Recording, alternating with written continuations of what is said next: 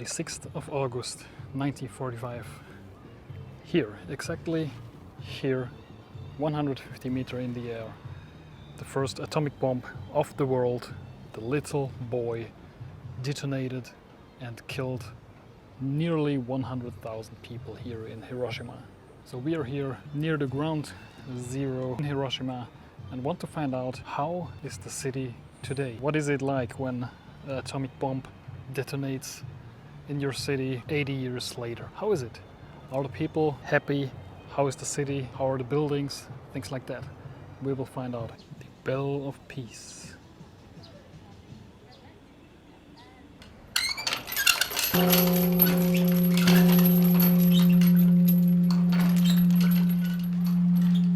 The old peace bell. I hope that was the last bell of peace we needed for the world.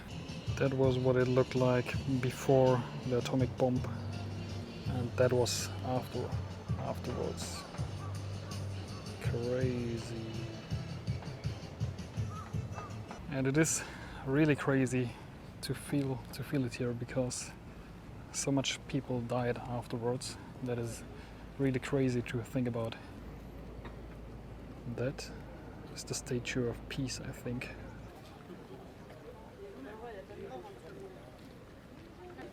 We can actually see the old dome, the atomic bomb dome. Here's the Japanese flag, and everything here is pork. Definitely a lot of money invested here, because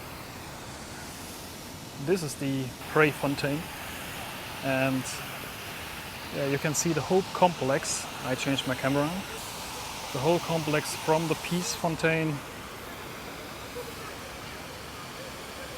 to the memorial, to the dome where the atomic bomb exploded. A huge complex. This is a shop. This is a bakery. Actually, I think a German bakery, because it's called Backen Mozart. Backen is baking in German.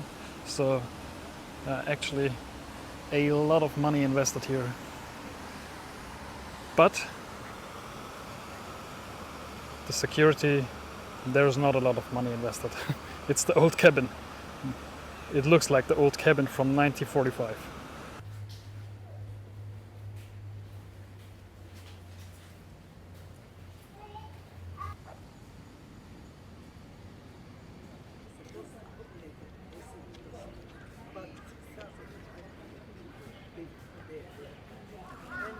Japan is having very strong buildings because of the earthquakes, and that was the case in 1945 as well. So that was the fortunate thing for the Japanese people.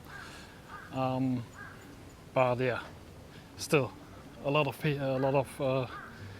buildings were destroyed, and I think 70% of the city was destroyed. And Hiroshima, I think, had 350,000 people living there, and 80,000 were killed through this atomic bomb in, I think, till 1 year afterwards or something like that. So around 80 to 100,000 people dead out of 350. That's quite a lot of the population in Hiroshima.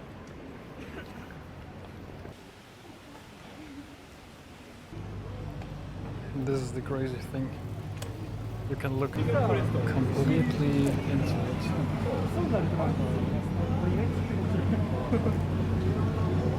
Crazy, if you can imagine. Even the steel is completely bowed.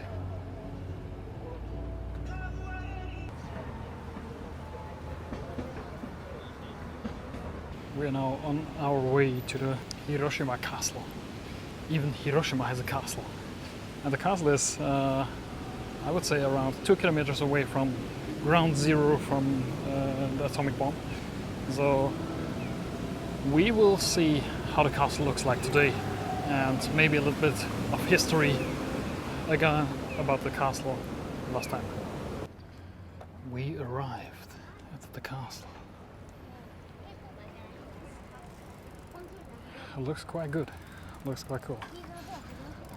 And here on the side is the big stadium, if you can see it, because Japan, the national sport, I feel like, is actually baseball. They love baseball. They're good in football as well, but I think the national sport is baseball. I saw that a lot. So let's go inside the castle.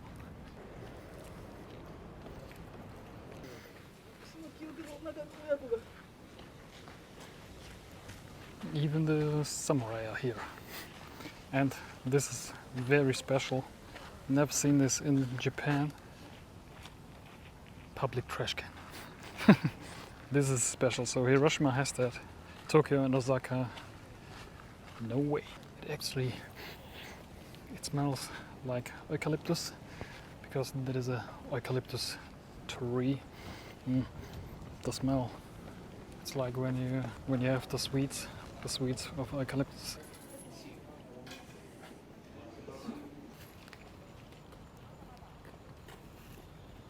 And like every castle, the castle tower is there as well. Looks good. Looks very cool.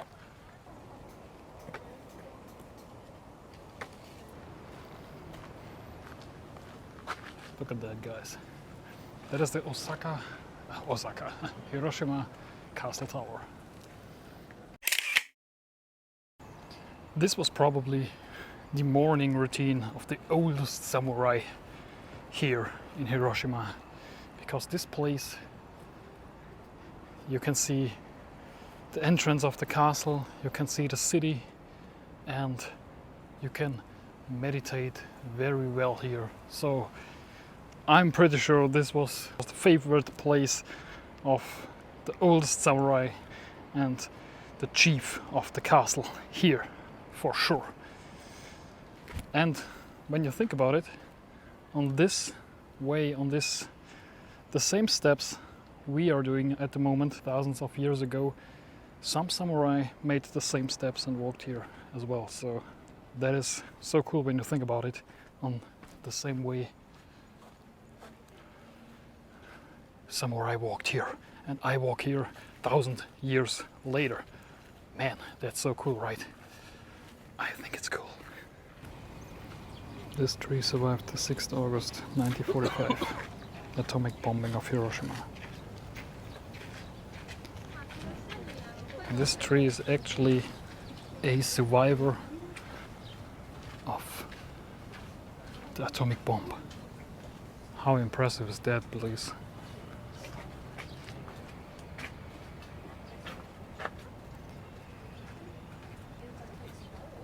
The sun is killing me. It's so hot here. I think it's 34, 35 degrees. So yeah, Celsius. Oh, I'm sweating as fuck.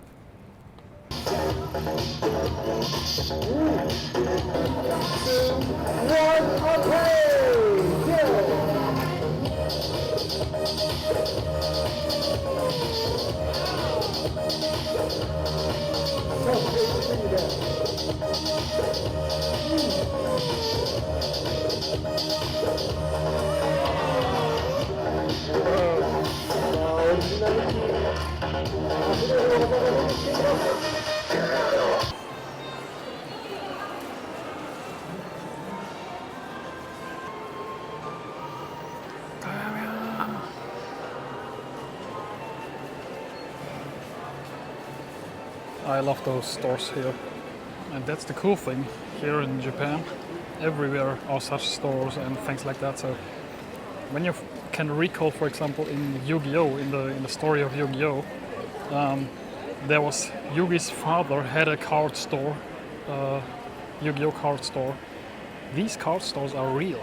It's not only invented for a series, it's real. For example, here in Hiroshima, I've seen three Yu-Gi-Oh card stores.